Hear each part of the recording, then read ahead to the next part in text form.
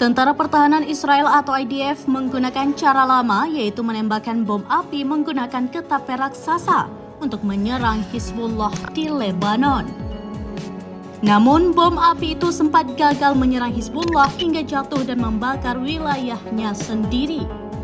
Dikutip dari Tribunnews.com, Channel 12 melaporkan Hizbullah mendirikan benteng di hutan yang berbatasan dengan Israel Utara.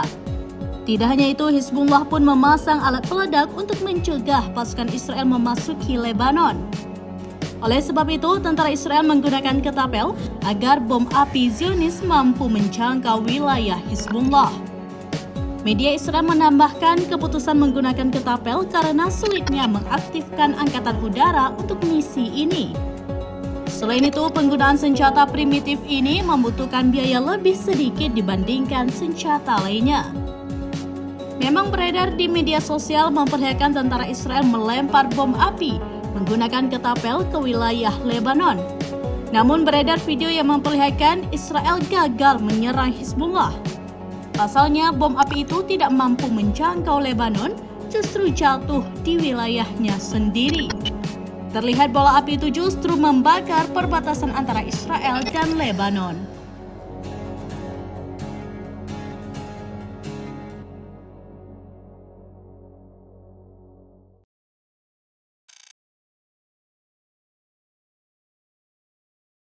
Download Tribun X sekarang, menghadirkan lokal menjadi Indonesia.